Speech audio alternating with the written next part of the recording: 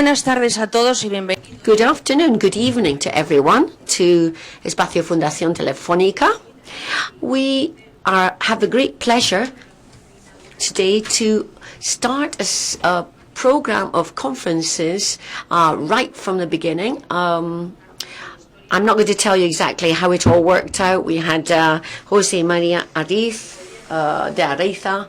He could tell us the story. We had a meeting. We started to talk about the idea of having these sessions and the public that would be interested in coming along to listen to us. So we've started a new program which will bring a lot of key personalities from society, from in the world of economy, education, and they'll tell us about all the changes that we're going through as a consequence of the digital era. So this is with us, it's arrived, it's transforming our society. So I want to thank Jose Maria de Areza because he's the General Secretary of Aspen Foundation, and thanks to him we're here today.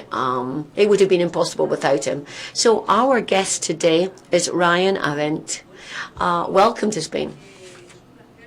It's a great pleasure to have you here today.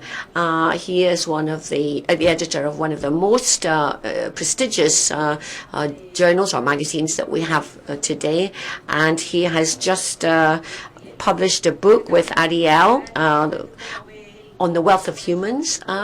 So he will talk to us about the world of work, the new professions, the new jobs, as a consequence of the digital era, which, as I said before, has flooded through our lives, as it were, into all the sectors of society.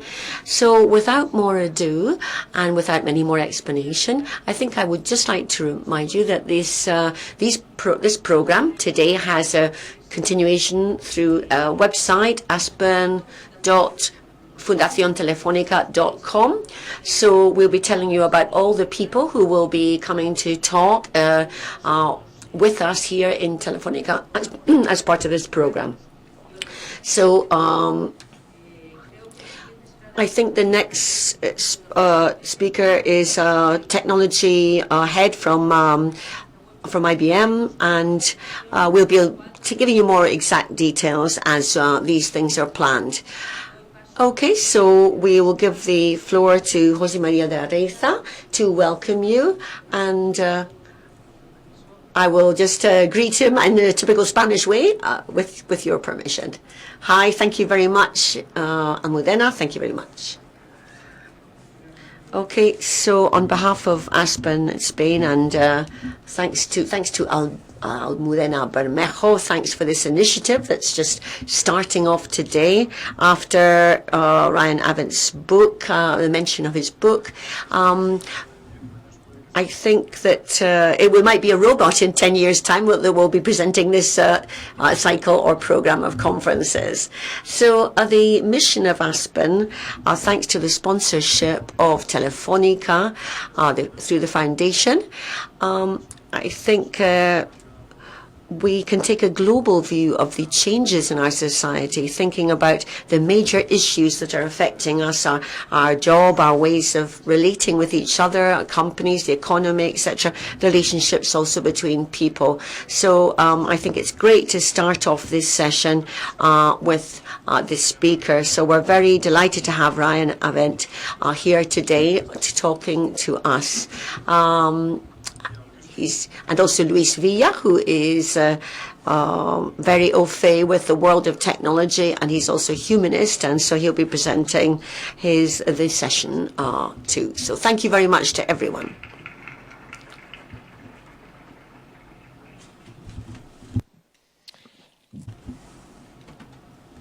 Well, thank you very much for that warm welcome. I'm very grateful to Aspen España and to the Fundación Telefónica for having me here, and thanks very much to all of you for coming out to listen.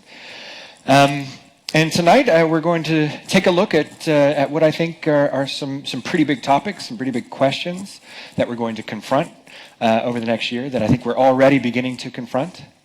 And I think the place to start is by recognizing that we have a little bit of a problem.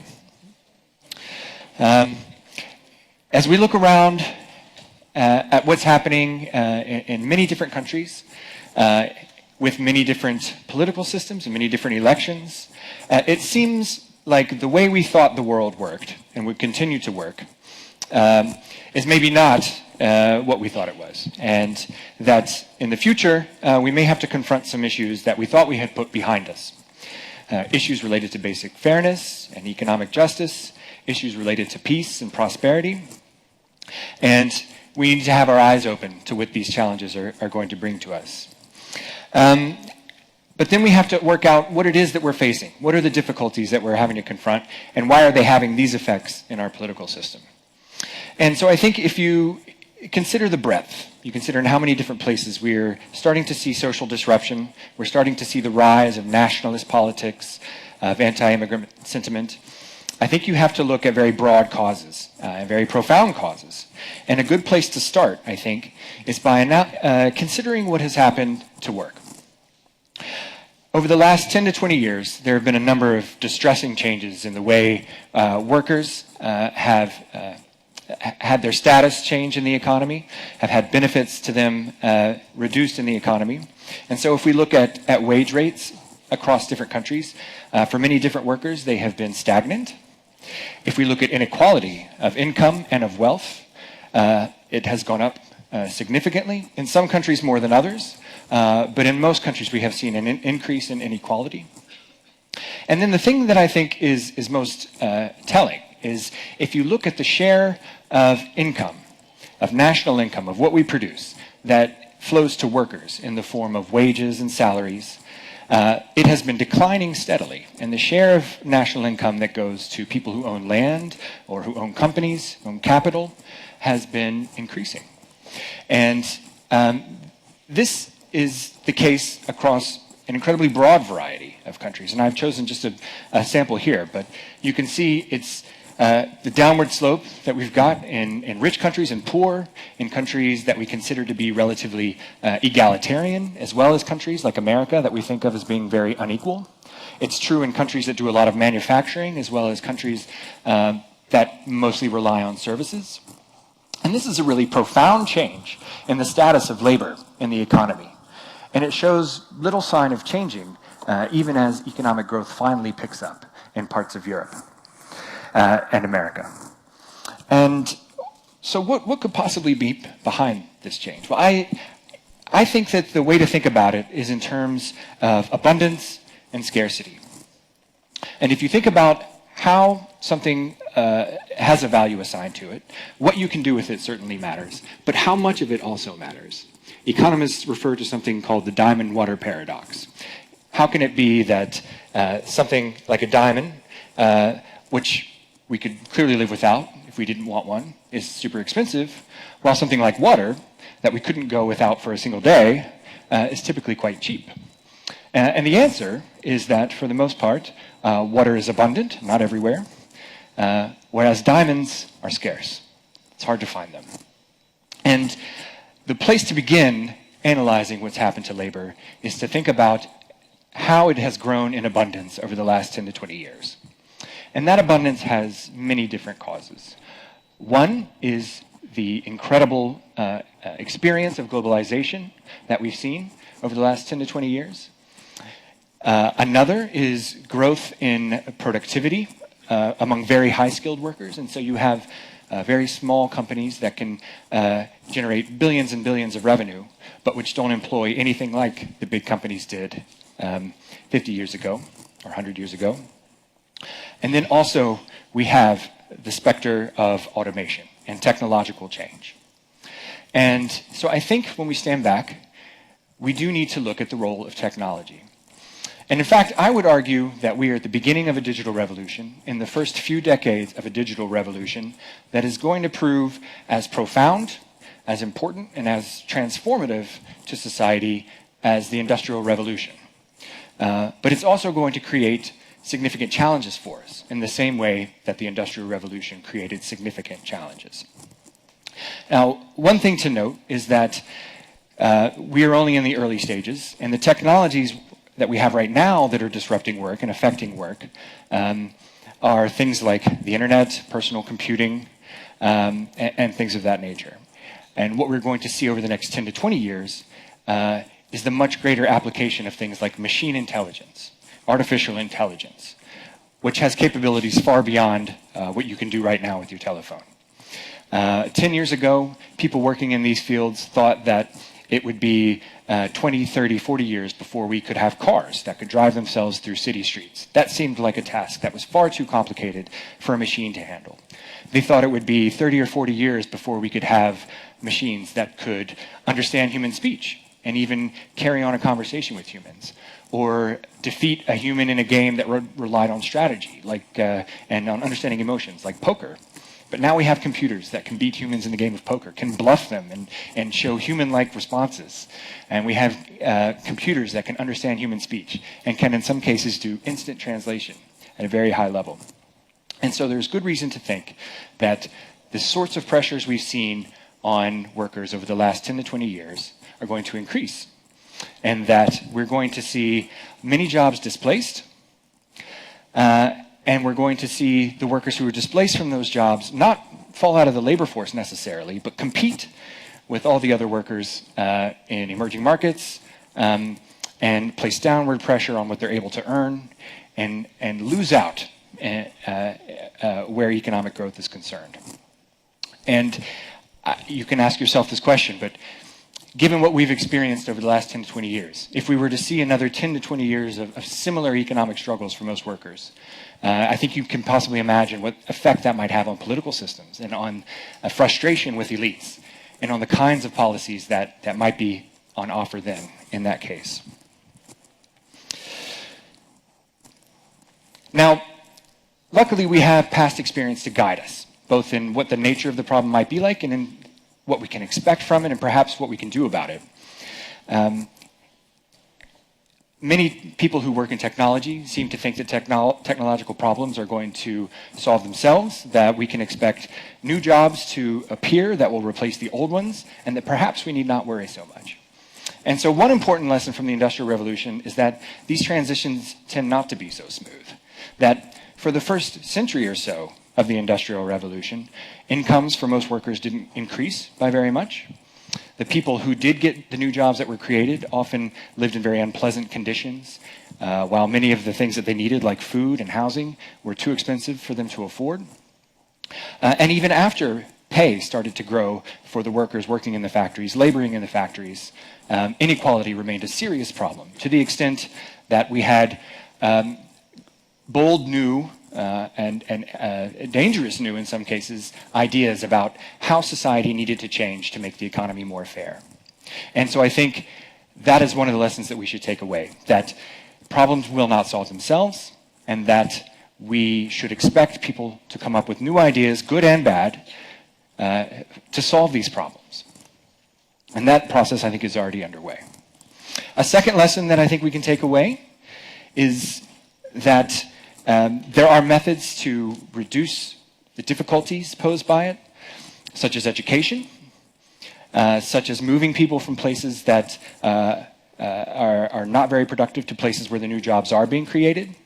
But then we have to have a word of caution, because in the Industrial Revolution, we were able to take a population that couldn't read and couldn't write and teach them these basic skills, give them basic technical competency and teach them about science and things of that nature, and increase the skill level of the population in a really dramatic way. Now we're in a situation where almost 90% of people in the rich world already have some sort of secondary school degree, where 40 to 50% of people in the rich world go to university. And so it's unthinkable just about to have the same kind of increase in educational attainment now that we did back in the Industrial Revolution. If we were to try to make it so 40 or 50% of the population had a PhD in computer engineering, it would either be the case that we failed, or that a PhD in computer engineering simply ceased to mean what it does now. And so we need to understand that when education can't be relied upon to do all the heavy lifting in terms of solving problems of inequality, other methods will have to be used. And those methods, to will tend to be political in nature. Now, one important question is who's going to be the winner as technology places more pressure on workers in the future? And just as abundance can help explain why some groups of workers are not doing very well, we have to look to the factors that are scarce to understand who gains as technology and automation become more of a feature of the economy. So what is scarce in society today? Well, one thing that is scarce is control over the ideas that make the technological revolution possible.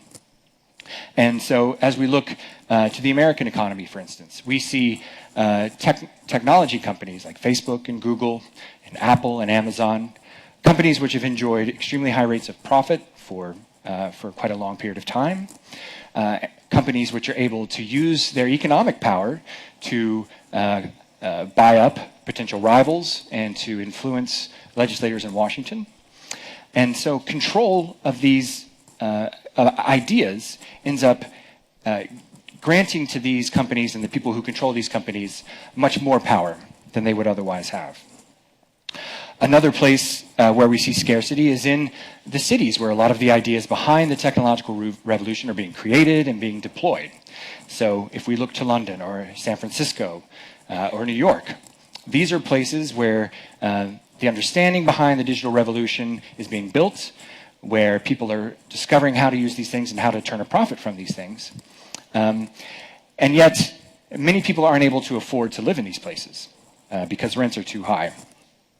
And I think as we look at these dynamics, we see something that's fundamental about this digital revolution, which is that in the past, to make a lot of money, you had to own physical things. You had to own giant machines, blast furnaces, or railroads. You had to own huge factories and things of that nature. And it was a very capital-intensive revolution. But today, it's not the big machines that confer wealth on someone. It's not Amazon's server farms that give it power. It's its control over ideas, over knowledge, and over data.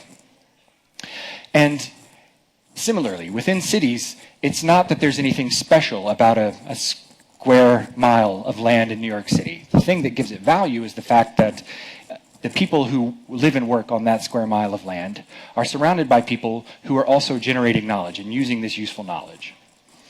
But useful knowledge and the ability to do things with the new technologies we have and the data that makes these algorithms run are all what I would consider to be sources of social wealth. They're things that you and I contribute to. When we click on a link on Google, we are providing information to Google. When we use any service that helps train an algorithm to provide us with better services, we're making it easier for these companies to profit. And the fundamental technologies that underlie the web, that underlie machine intelligence and computer science, are all rooted in science and technical advance that has been building over centuries and centuries and centuries. And so I would call this social wealth and ask whether it is right that the benefits of social wealth flow so overwhelmingly and in such a concentrated way to so few. And that takes us to what I think is going to be the fundamental challenge we face over the next few decades. That we have a situation where wealth is social, and yet you are really only able to take advantage of it if you are within these small communities. Whether if you're in the community of Facebook, if you work for Facebook, you get access to the wealth that Facebook generates. If you live within New York, you get access to the wealth that city generates. If you live within the United States, you get access to the wealth that the United States generates. And if you're outside these communities, you don't get access to it. And so there's an insider-outsider dynamic that is going to continue to deepen and to drive divides between all of us. And the worrying thing is that as we start to think about ways to address these problems, and we talk more about redistribution, many of the solutions are going to exacerbate these tensions. And so one might think we have this social wealth, technology is a great resource that ought to make all of us better off. Can't we just redistribute it? And almost certainly we will have to as work becomes less valuable to workers. But the more we redistribute, the more people ask, what does someone have to do to earn a share of government benefits? Who should get the benefits from these government payments? And there will be people who say, I don't want someone who's not like me to have the benefits. I don't want someone of a different race or religion or nationality to have a share in these benefits. And so it's possible that in trying to solve some of these problems in very sensible ways, we will create new ones, or we will add to ones that are already becoming more serious. These issues are going to become worse over time, and I think that the key thing to remember is that they're not going to solve themselves. And so we need to be active now in discussing ideas and in discussing ways to improve our society. Now, what might society need as automation begins to displace work? Well, I think when we think about what work does for us, it plays a few key roles. It obviously gives us an income. That's the main reason we all go to the job each day, because we need to put food on the table. So one thing we have to have a substitute for is an income, the income that work provides. Another thing that we're going to need to have a replacement for is the purpose and identity that we get from our work, and also from the way that we allocate our time. And so we're going to need institutions that replace all these things. But before we adopt these institutions, we're going to need to come to a social consensus about what they ought to be. It's not going to be the case that technocrats meet together in Davos and say, you know what, I think we're going to need to adopt this policy and do this amount of redistribution, and then everyone will sign up to it and agree to it. In the past, what's needed to happen is a broad social debate will unfold as different movements vie with each other to come up with solutions for the problem. And for those solutions to then be implemented, the people behind the ideas need to persuade a majority to agree with them. They need to be able to find ways to wield political power to put those into place. And so in the 19th century, you had a broad social and ideological debate that led to different ideas about what should be done. You then had political movements that tried to put those ideas into place. You had trade unionism. You had the development of labor parties. You had groups like the communists who proposed wholly new ways of organizing society and who fought to obtain the political power to put those ideas in place. And some of those ideas were okay, and some of those ideas were not okay. And I think the right way to see where we are now is at the beginning of a broad social argument, a broad social debate that will become a broad political debate, and which I hope eventually will lead us to a much better world, a much fairer distribution of the gains that we're able to take advantage of and able to create through these new technologies. But the road is not going to be an easy one. And the most important thing for us to be aware of is this history that we've gone through, this way that we've had to deal with technological change in the past, and to be aware of the lessons of this history, that if we're not active in trying to address those who are left behind and trying to meet their needs, there will be people who are willing to play on their worst impulses, and that could lead to quite a lot of destruction. So hopefully we can have a positive debate over the next decade or so about what to do and avoid those nasty outcomes. So thank you all very much. I think, Luis, should we now have a conversation? Thank you.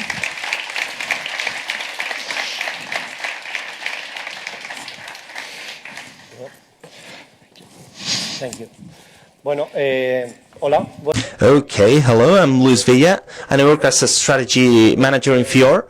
It's a design company that was bought by Accenture 3 years ago, more or less. It is very interesting. It's to make technology and experiences that can be used by people to focus on people, no matter their employees, customers, citizens, etc. And the idea is to humanize technology, humanize businesses, and to be a little bit critic. So our job is to give answers to our problem. What do you want this? What do you want that? So the idea is to have a discussion with Ryan. I'll speak in Spanish and I'll be translated. So if anyone has any problem with English, you don't have an excuse, okay? So if you have any doubt, any question, if you want to take the floor, just feel free. You can pose a question, and through Twitter we'll manage it. Okay. So basically, just to get started, the other day I was reading at a book of Smitzek, Blood for Capitalism, I think he said, Arthur C. Clarke said that the future of work will be full unemployment. Basically, that there won't be people working. So taking away the negative or pessimistic part of that non-work, everything that has to do with payrolls, with well, the people that are a little bit lost, the positive part of that excess of work, what could be, speaking about creativity, art as entertainment, so to speak, what do you think about this positive part of this world without work? Well, on the downsides a little bit, haven't I? It's kind of a gloomy picture. But the thing to remember is, yes, you're right. If we solve these problems and if we manage the transition in a satisfactory way, we all should be much, much better off. And this was the case during the Industrial Revolution, that yes, there were people living very difficult lives in the mines and the factories, but also, over time, we lived much longer lives, much healthier lives, with many more opportunities to enjoy free time and more consumer goods. So we should be able to do that. If the robots are going to take our jobs, that means we're not doing our jobs. And as long as we don't tear ourselves apart, that should be a good thing. Now, it does create the issue that the role played by work that helps us sort of figure out what to do with ourselves is no longer there. And I think we will have to address that in a few different ways. I think we will have to evolve new social norms. We'll have to, if we're not relying on the market to push people in one direction or another direction, we'll have to use other cues. And you know, we do this to some extent now, where I think people understand that they need to look after older people in their community and things of that nature. We understand that we have social responsibilities outside of work, but those are going to have to be developed in a much broader way to try to encourage people to use their time and energies in a useful way. I think, you know, possibly there will be a role for government in creating opportunities for people to explore different things and to develop new skills. But I think also there will be some sort of, you might call it entrepreneurialism or some innovation as people invent new ways to spend their time. And I think one interesting thing to watch over the next 10 to 20 years, and actually it's already happening now, is if you think about people who are retiring, they, you know, it used to be 50 years ago, you retired, you lived for a year, and that was basically it. Now, you have 20, 30, 40 years of healthy life ahead of you, and you have a basic income to rely on. And so pensioners and retirees are asking themselves this question now: what do I want to do? I have time to get a new degree or to learn new skills. And as they do this, I think we're seeing the development of institutions, of people who have expertise and volunteer to hold workshops so that they can help other people learn the things that they understand. We're seeing growth in voluntary organizations where people can contribute to the community and things like that. But I think we will have to realize some people will not choose to do any of that. There will be people who choose to be on the couch all day playing video games or whatever. Netflix. And Netflix, is, yes. Virtual reality, who knows what sort of opportunities will be there. But my hope would be that we would accept that and we wouldn't try to force everyone to do something just to keep themselves busy, because that would be a horrible missed opportunity. Vale. Bueno, otra cosa más, la revolución industrial. Well, in terms of industrial revolution, I think that people are trying to seek for patterns in the past to understand what's going on. I always say that crisis is when you have more questions than answers. Now we have plenty of questions, and it seems that there are people that have the direct response, that is technology. Solution is technology, and that's the beginning of another problem, I think. So in terms of industrial revolution, with all the shifts and changes that there have been, the implementation of different technologies, social entrepreneurship, tasks, etc., what is repeated that can be learned, and what do you think that is different that we must take into account? You know, one of the most important things is, as you say, that, you know, those who think that the technology will come up with solutions to the problems it creates and everything will work out are mistaken. That in the Industrial Revolution, new technologies created phenomenal new possibilities. You think about the railroad and how it transformed life, and distances that once you might have, you know, traveled one time in your life and you weren't sure you would survive it. You know, you could suddenly make in a period of days.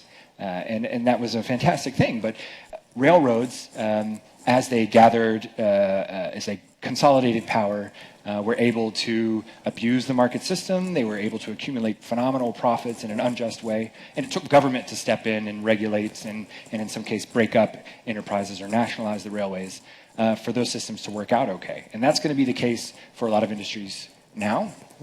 I don't think all the parallels are going to be precisely perfect. But one of the big lessons should be that the problems don't solve themselves. I think one of the other things that's going to be key is the understanding that it took changes in outlook, in our view of society and of what the role of government ought to be in society for these systems to work. If you go back to the 19th century and you were to tell someone, did you know that in 100 years the top marginal income tax rate is going to be 90%? And they would say, what are you talking about, income tax? I've never heard of that, and I think that's a terrible idea. So we went from having almost no tax at all to having a system where people were very heavily taxed indeed. And I think we should expect for social ideas that might seem unthinkable now, like taxing a lot of people to pay for incomes for people who never do paid work, to become acceptable over time. Okay. Una cosa también es el tema del trabajo, la cultura. Well, in terms of culture in companies, etc., people talk about millennials, this group of people. And there's an issue there in terms that there are even 4 generations sharing the workplace with different expectations. We are seeing people in their 40s, 50s that are scared with the change. Maybe they won't have a retirement pension, etc. So young people are trying to make their own living with startups, etc. So it's some kind of hit of generation, so to speak. So how can we make them live together so that they can up them up? Really live together. I mean, that's one of the interesting things we've seen is, as there's not enough work for young people, they often end up staying with their parents for longer periods of time.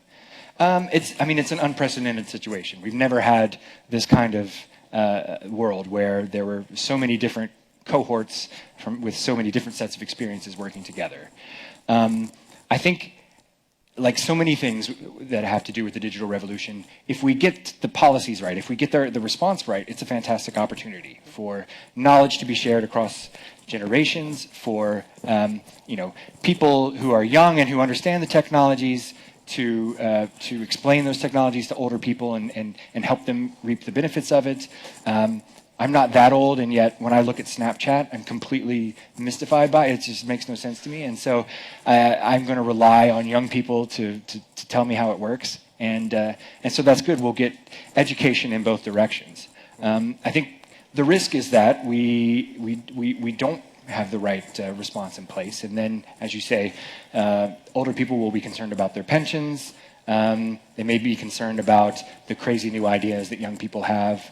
There may be a lot of conflict in that way. And sometimes you see this from politicians, that they think the way to solve our employment problem is by lowering the retirement age, kicking people out of work as soon as possible to open up new jobs. But that's not exactly how it works. The people who are 50 and 60 years old have different skills and different areas of expertise that are valuable in their own way and can't be replaced by a 20-something. So I think it will be an interesting cultural thing to observe, and I hope that we can get it right. More or less, más o menos lo estamos observando todos, ¿no? We are observing that, more or less.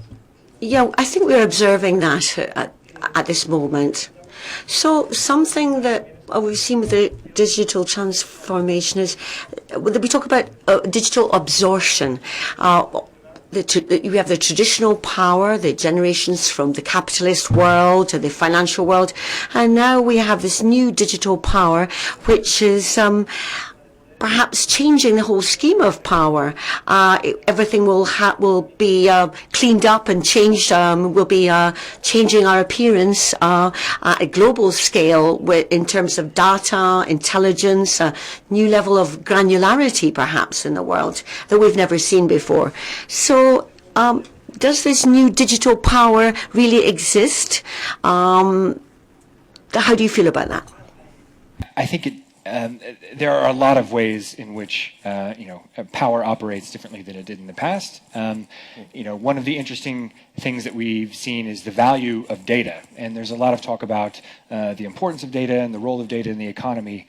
But really, when you talk about machine intelligence, what you're talking about are clever programs that are useless unless they have massive amounts of data to churn through. That's how they teach themselves. That's how they learn to predict what we want them to predict. And so the data becomes incredibly powerful and incredibly valuable. And so control of the data matters. So if you're Google and you have this enormous data set, a new startup that wants to do something new in the economy, it has to come to you hat in hand and say, whatever your terms are, we want you to buy us so that we can have access to the data. So it shifts power in that way.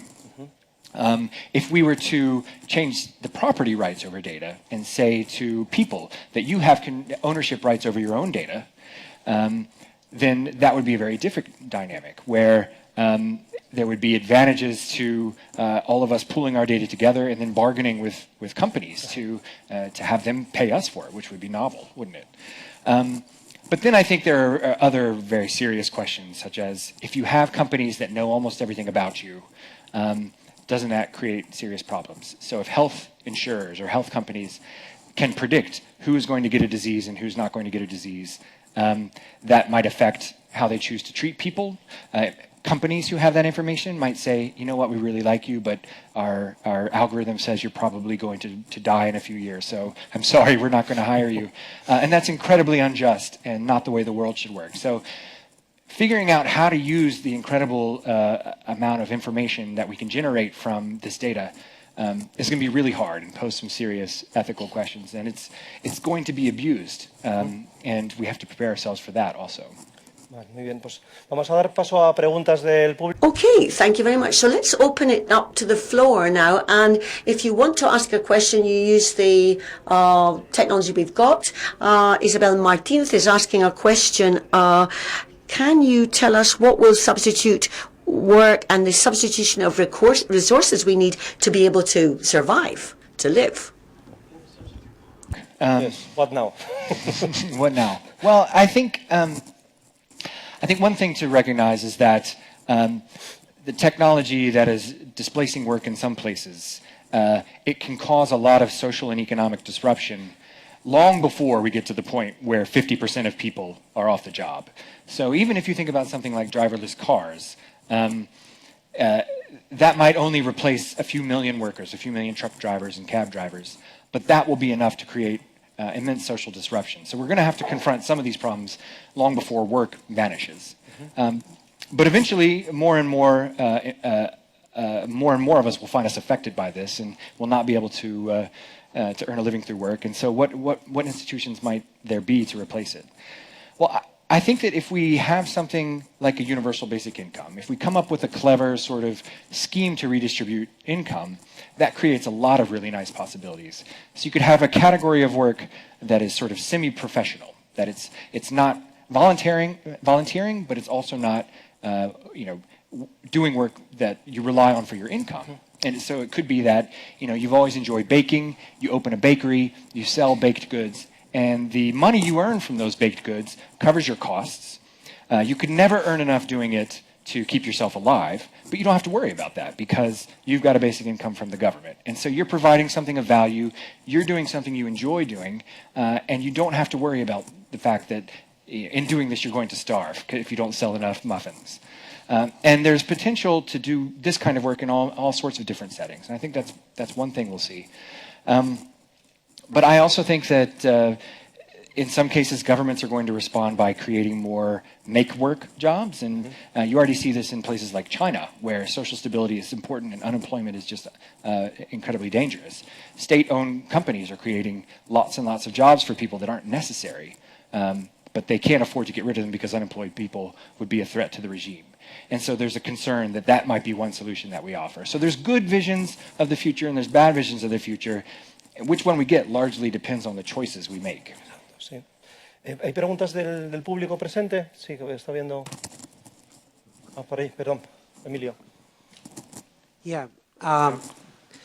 I hear you. So it's the reenactment of the Industrial Revolution, and maybe I'm reading this wrong, but it took 2 world wars and 1 revolution and a Cold War to tame capitalism and make it more or less civilized. So are you expecting that type of because it's a sanitized version of history. You're telling us to rationally debate. Well, that was not what happened. That is your fear, and how do we avoid it? And then it came up to me that maybe it's about enlarging work, actually. Why? Because now we are limited to what we can sell. But what if we don't need to sell it? What if we can do things, take for example what it needs to be done about climate change. There are things that possibly will not be economically feasible and yet ecologically very sound. Maybe we will be freed to do work rather than instead of selling it to companies that, profit from it. Well, so both very good points. To take the first one, I mean, the cold, hard reality is that during the Industrial Revolution, inequality went up and up and up, and then it went down. And the reason it went down is because we had 2 world wars and we had a Great Depression. And that's sort of the way it happened. Now, does that mean it has to happen that way? I don't think so. I think it's certainly possible that we could learn from the past and respond preemptively. I think the hard question is in knowing what would it take to generate the urgency, the sense that we must take action now in order to prevent those catastrophes. And I don't know. I hope it's not that kind of conflict. But as we see the complacency with which people approached the candidacy of Donald Trump, with which they approach the Brexit referendum, it's clear that we're not feeling the sense of urgency yet. And it may take more of a crisis to feel that sense of urgency. I really hope it doesn't mean we have to fight world wars, in part because we have weapons now that we didn't have then, and it could be a very short war. To take the second part of that, I think you make an excellent point. And I guess the thing I would really emphasize is that we have the sense that we must rely on market incentives to encourage people to do things. And market incentives are really important. They make a big difference. They are the reason that we get up in the morning, most of us, and go to work on days when we'd really rather not to. But we do other things for many other different reasons. There are all sorts of incentives that we face, all sorts of reasons we have for doing things. And so some people write software just because they want to. Some people work together to create new pieces of art or new pieces of technology simply because they enjoy doing it or because they want to make other people's lives better. And I think we can rely on those sorts of impulses to encourage people to do lots of productive things. And so I think just because we can't see beyond the dependence on the market economy doesn't mean there aren't great possibilities in this new world. And it could be, as you say, that we enlarge work to mean many more things that are freeing. Creo que había una pregunta por allí, ¿sí?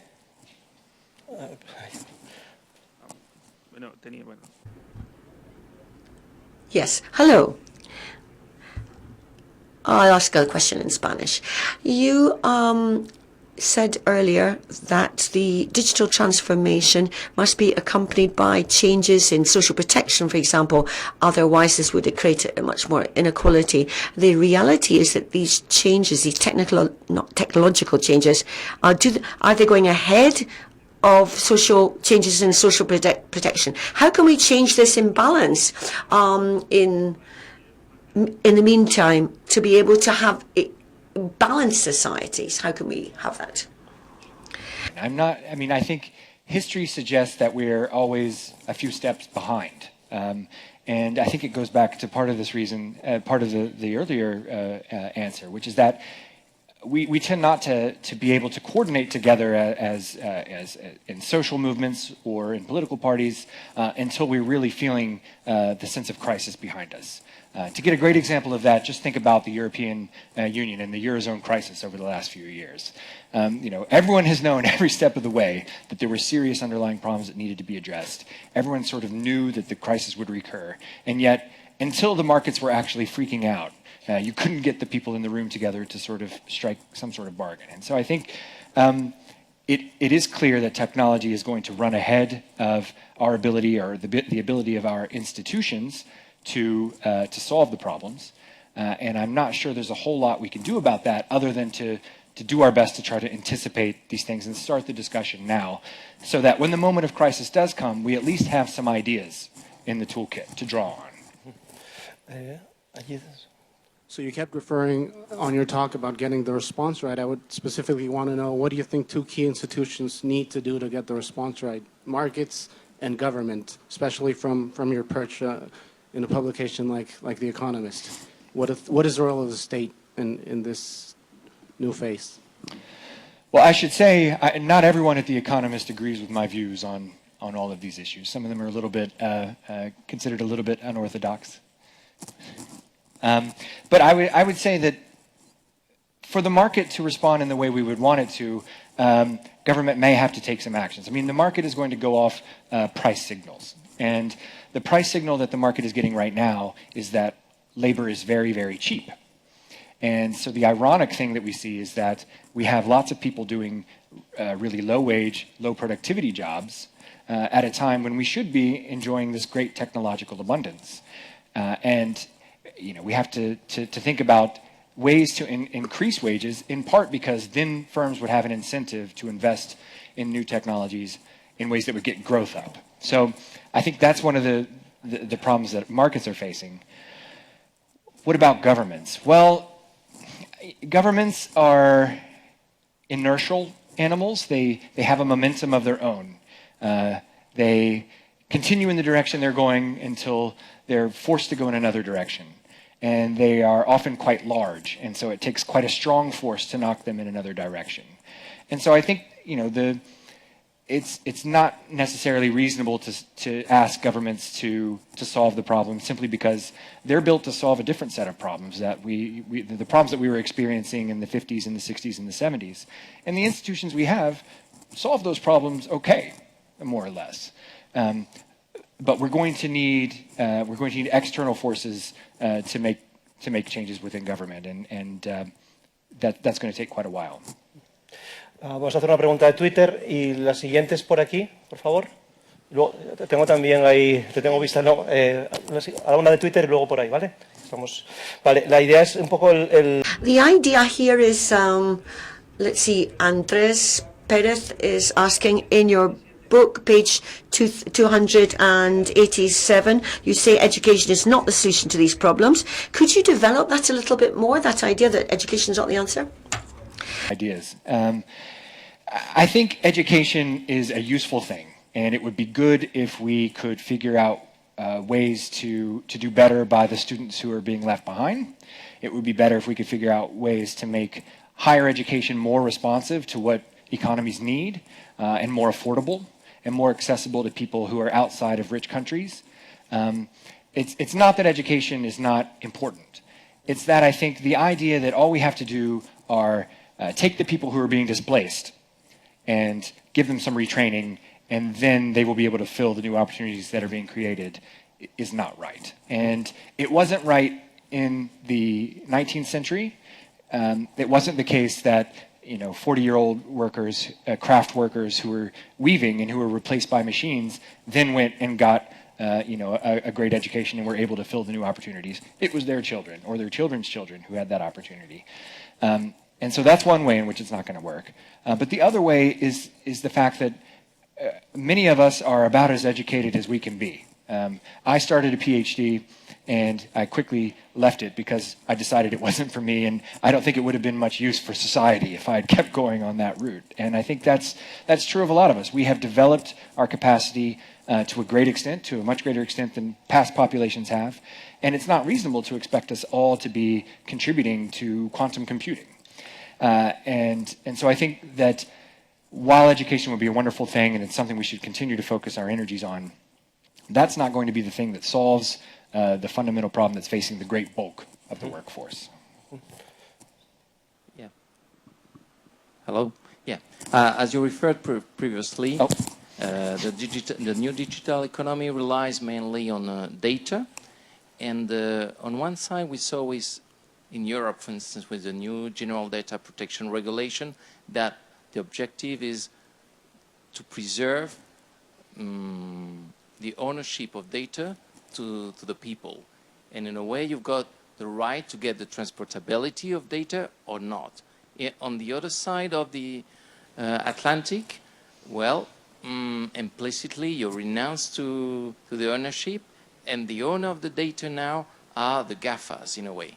So which model do you believe is going to be the winner? Because in the end it's going to condition a lot the future and the different scheme of business models.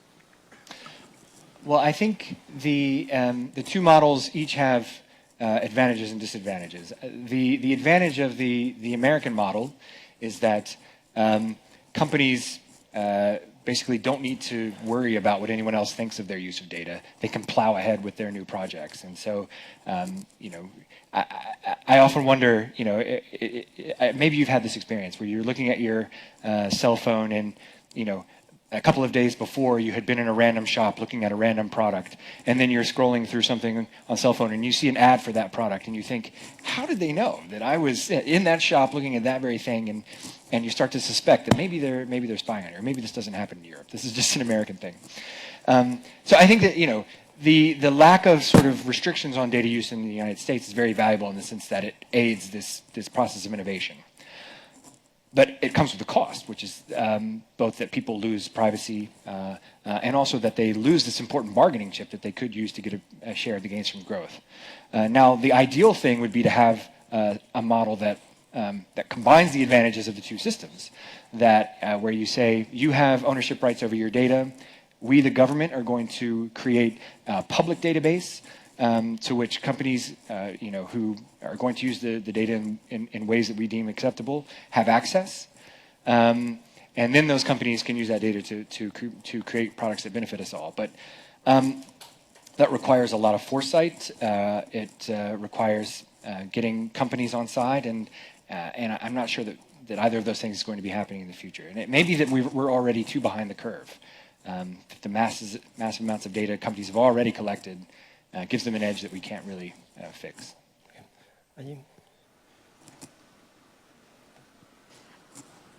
Sí. Yes, yes. I feel very divided. I'm taking notes and about ideas that we need to be able to face the change in digital transformation. So I think, okay, so we have to imagine reality, point one. But with the data we have an awful lot of data, we don't know how to ask questions to this data. So I'm very confused. I'm thinking, do I have to imagine something with data where I don't know what questions to ask? And on the other hand, this is my question. How can a company measure their need for digital transformation in what and how in their services, in their processes or their services? So how can it make that? How can they make that change? That's the question. I hope that was clear.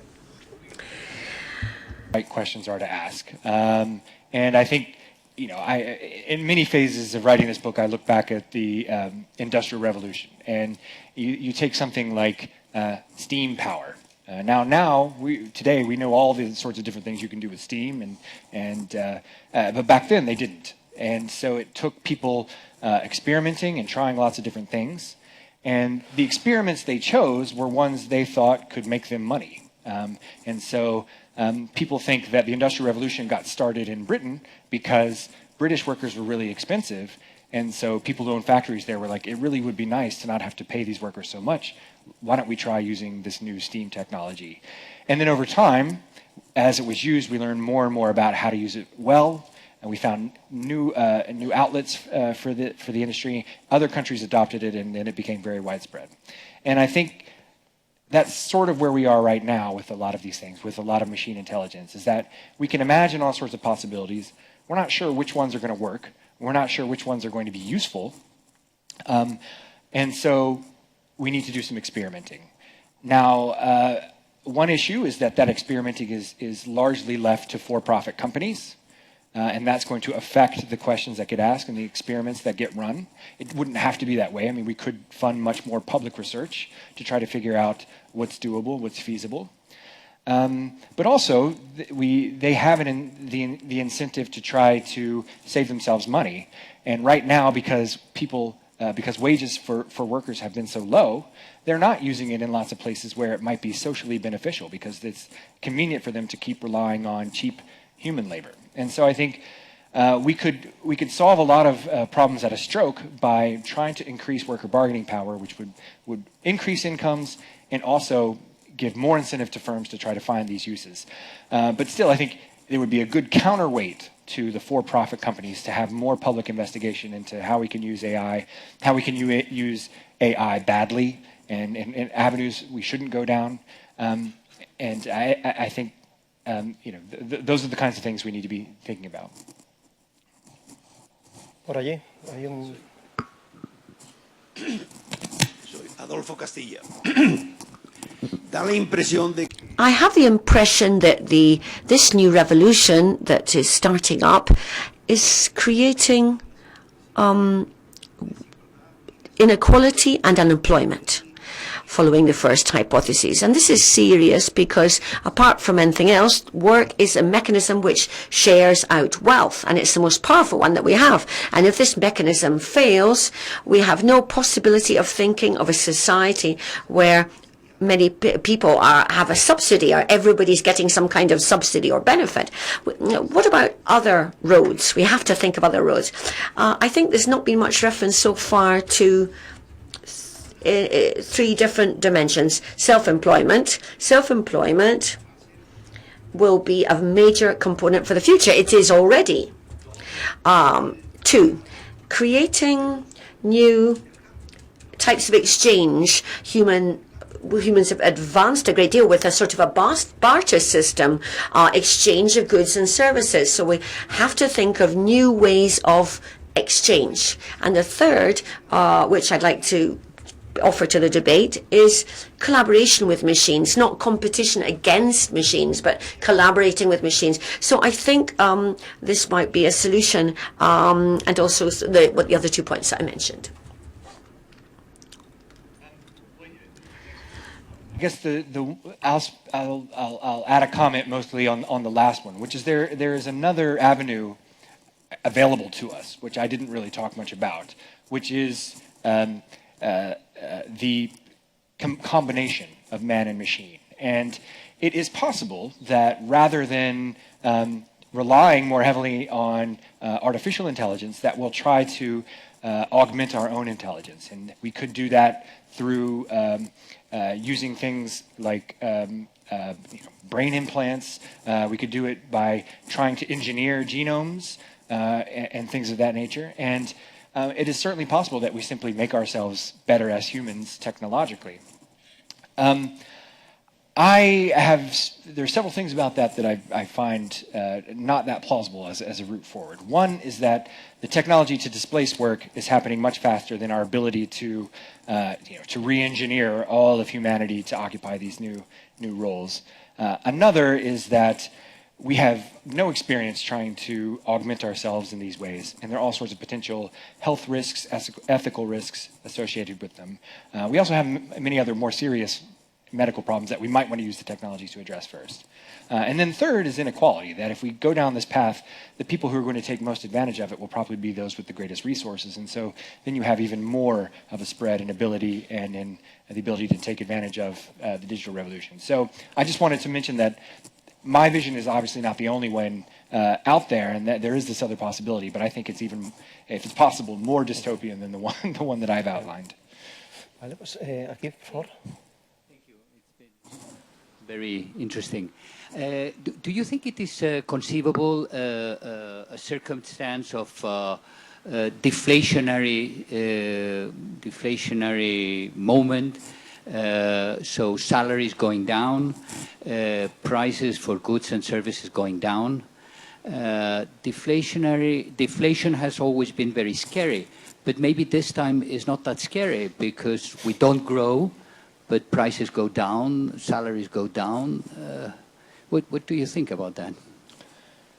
It's a very interesting point, and I think, you know, if machines become better and better at doing things and producing things, we would expect prices to go down. And if you look at electronics and computing power, the price of those things has absolutely plummeted over the last few decades. I mean, there are a few tricky things about this process. One is that prices for other things keep going up, and one of the reasons that they keep going up is that we find it very difficult to make those sectors more productive. And while technology could be used to make them more productive, that could have consequences that we wouldn't like as a society. So to give you an example, housing is something that becomes more and more and more expensive, and that we haven't gotten better as a society at building more of more effectively.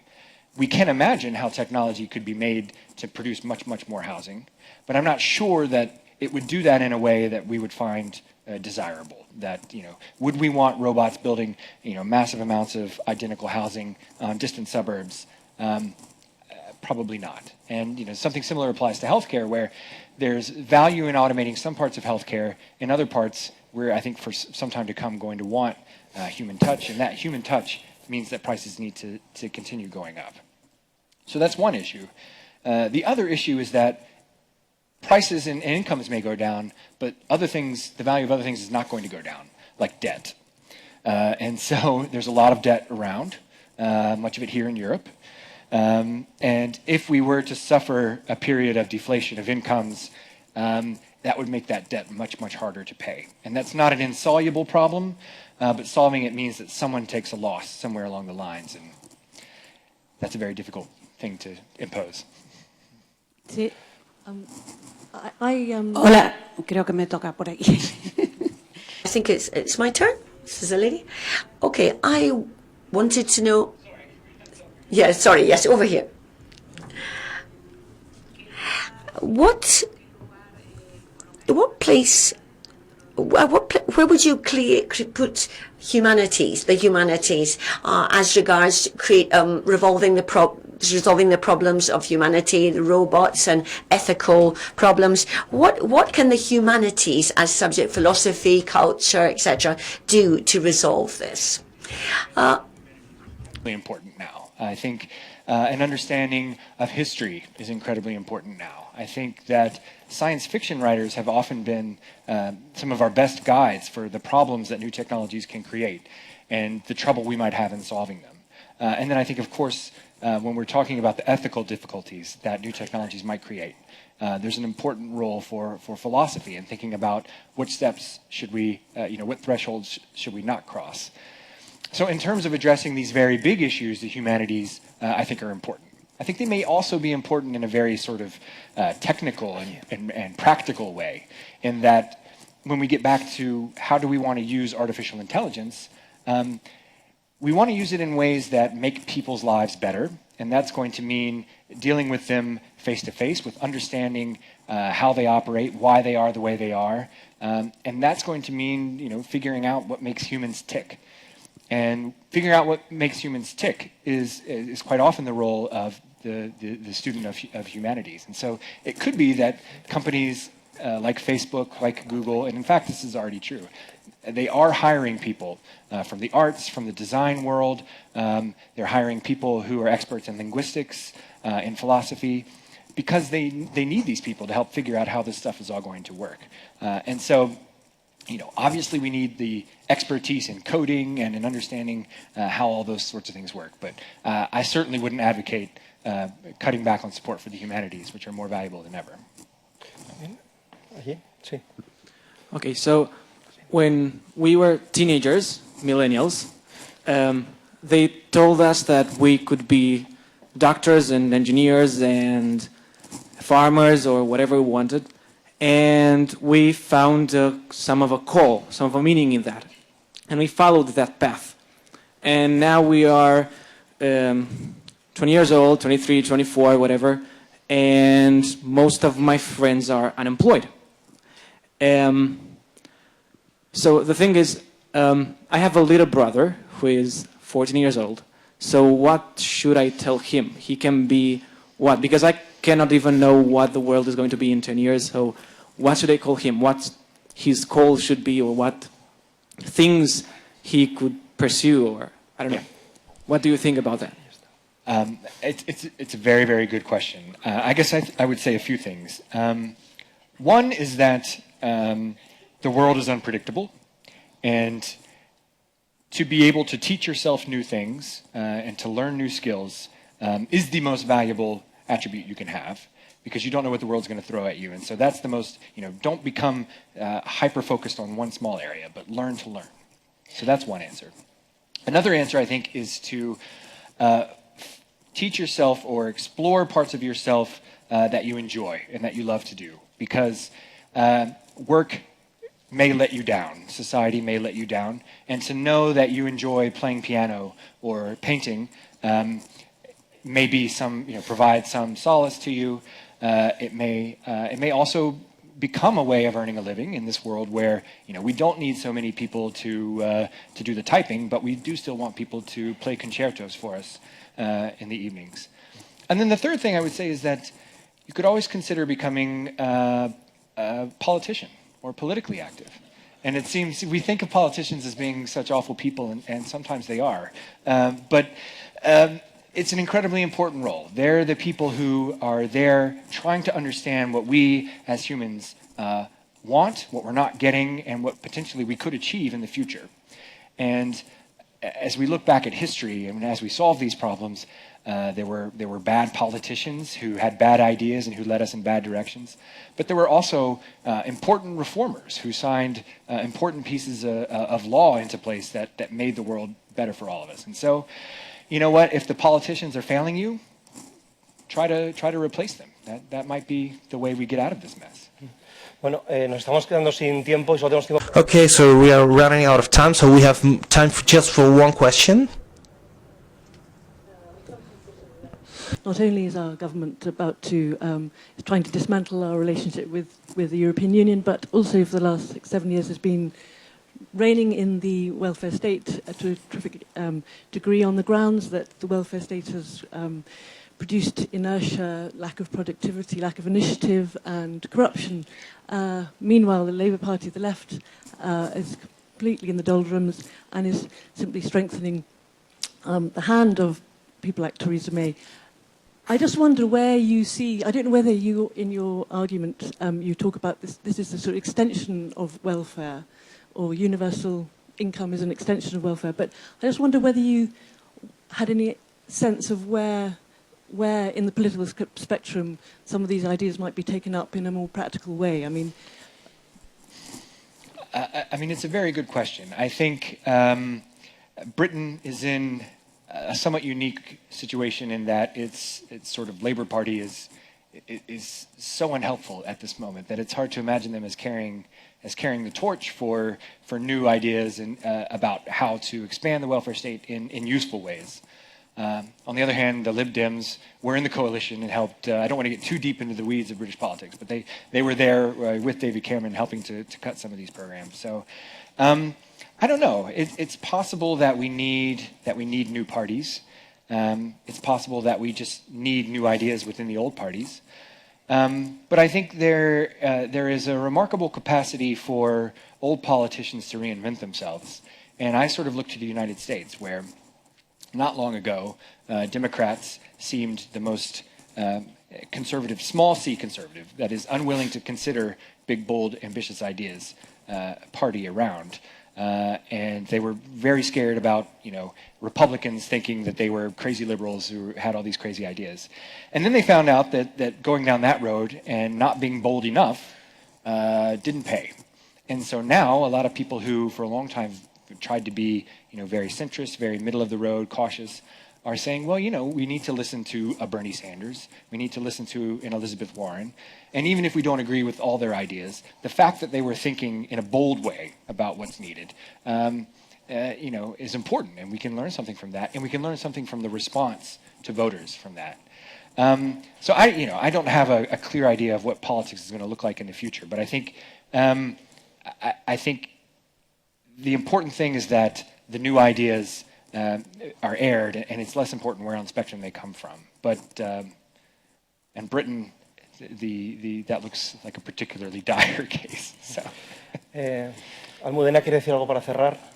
Okay, so Almudena wants to say something to wrap up. Okay, so Mr. Avent, a couple of days ago we celebrated the International Day of Happiness with this view, such a hoping and real view. What can we expect in order to accomplish, or in order to be able to celebrate with a real wish, not only fake wish, the future that is ahead of us during next decades, for example in 30 years time? What light of hope can we have to know that we are still, that we'll still be inhabitants of an habitable world, and humanly conceived and socially conceived? Well, I often focus on the problems, and it is important to recognize that even though technology is not going to provide all the solutions, it is going to provide some solutions. And so as we think about improvements in medical technology, we can see progress that's being made in curing diseases that have plagued us for a long period of time, in treating chronic conditions, in amputees suddenly having incredibly good limbs that they can control with their mind, and people who couldn't walk before able to walk again. And so we will have advances along those lines, and that's something to look forward to. I think it's been incredible how cheap solar energy has become over the last 10 years. And that's an incredibly important thing as we try to wean ourselves off fossil fuels. And so we could look to the future of energy technology and say that maybe we have hope of surviving climate change, even if our politicians have been pretty unhelpful on that score. And then, I think we shouldn't give up on the next 15 to 20 to 30 years. It's not set in stone that things are going to keep getting worse. And the more we recognize that there's a problem, and the more people become active and demand better responses from their leaders, or try to replace those leaders, the better off we're going to be. So, we have the past to guide us, and I have two small children of my own, and I can't bear thinking of them living in a terrible, in the sorts of terrible futures I sometimes lay out in the book. And so I have to sort of, in my heart, be an optimist in that sense. And hopefully that will be the way things turn out. Bueno, pues tiempo de crisis, tiempo de preguntas, ¿no? So crisis time, question time. There will be many questions that won't be answered. Sorry, but time is time. And if you want more answers, you can read Ryan's book. It's on the table at the exit. So there will be more events, more seasons, more speeches like today in Foundation. You can have a look at aspen.fundaciontelefonica.com. So Ryan, thank you very much for being here, and thank you all for attending, and we hope it has been interesting. Thank you.